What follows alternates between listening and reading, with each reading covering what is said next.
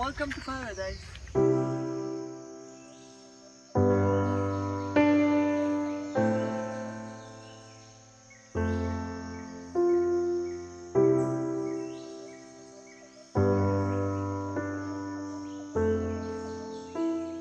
I am lucky because I enjoyed to work all my life, and this is helping a lot.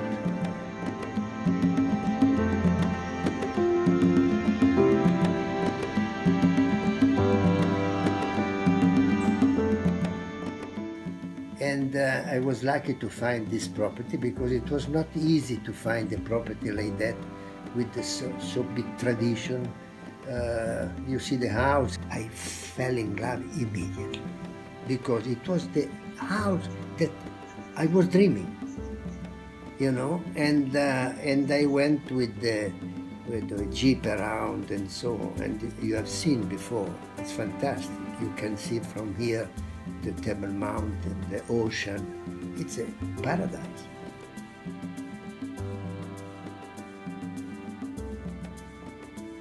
This farm was producing wine already in the end of the 1700s. You produce a wine in Bordeaux, but here you have to change something.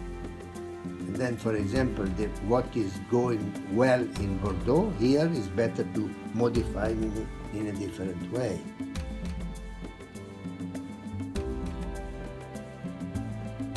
It was necessary to produce only the best. You cannot produce in a place like Morgenstern mediocre product. And then it was absolutely necessary that they were producing the best olive oil and the best wine. Without determination, you do nothing in this life. This is my philosophy from the beginning.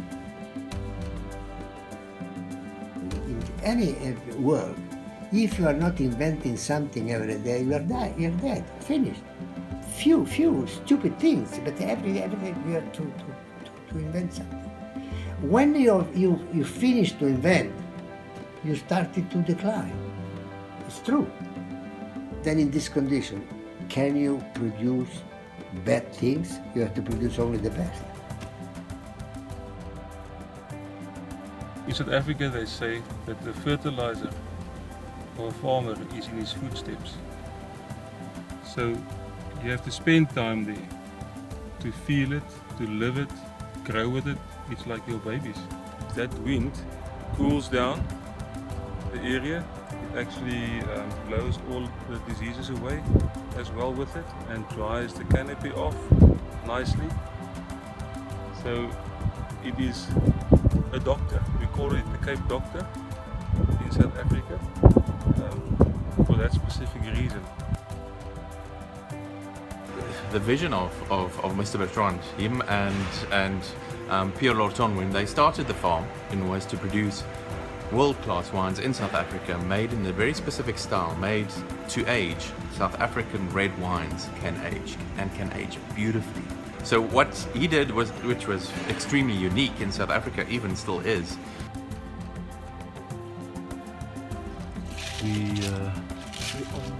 There's one there. I love to work here. That's because I grow up in the vineyard. She grows the vineyards, that's her passion. Drywe af. Dit is spaarwoord, né? Dit is die drywe af. En die ene kan je nou ontvang.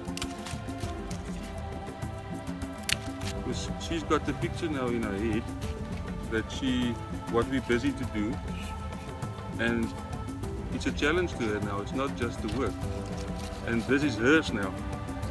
Forever, this block will be named after Margie, because Margie developed all the wines.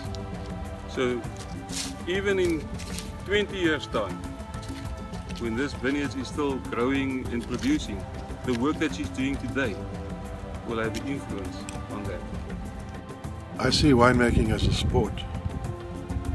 It's necessary to reach one's goals and get good results, because everybody who's drinking your wines is a spectator.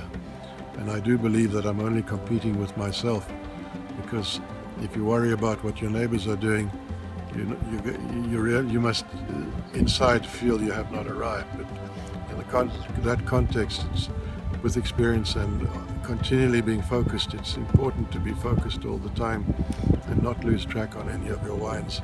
And in that sense, I believe we've succeeded extremely well.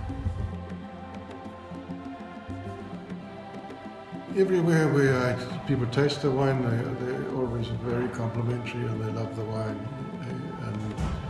But I do find people have very little knowledge of South Africa. So you really have to come to South Africa, I think, to appreciate the uniqueness of this country. The scenery is beautiful. It's got a wonderful climate and it's not too crowded. A lot of our the older generation winemakers, went and studied abroad, so they brought a lot of different techniques back to South Africa. And I think now, people are getting confident in creating your own identity instead of trying to do styles.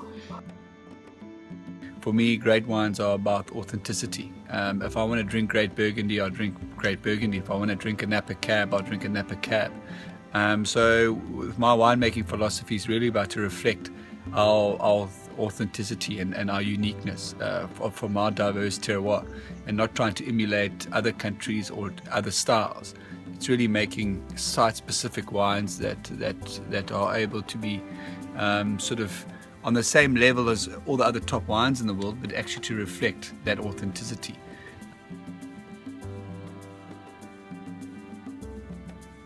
If a wine reflects soil, it must mean that that wine is telling its story and that wine is true of a specific place. We've got the Mediterranean climate, which means any grape varietal grows. So it doesn't mean you're going to make the best Pinot Noir in this area, but you surely will make it. In South Africa, one of our great strengths is the diversity we have in a relatively small geographic area. We have a great diversity of terroirs and climates and sites. So we have also quite large resources of older vineyards, which in a relatively new wine area, in an area that's grown greatly, you see a lot of younger vineyards. So it's really nice. We've got access to a lot of older vineyards to make these wines. And those older vineyards do give it just a bit of a depth. There's something that they give to you that it's not easily obtained off a younger vineyard. So that is a great advantage as well, having a lot of top quality material around.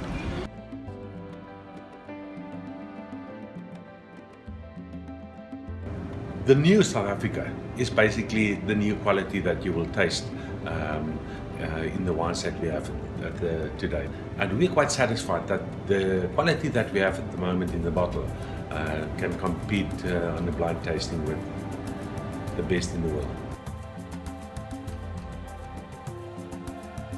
I'm one of the owners of a wine farm called Consentia Glen.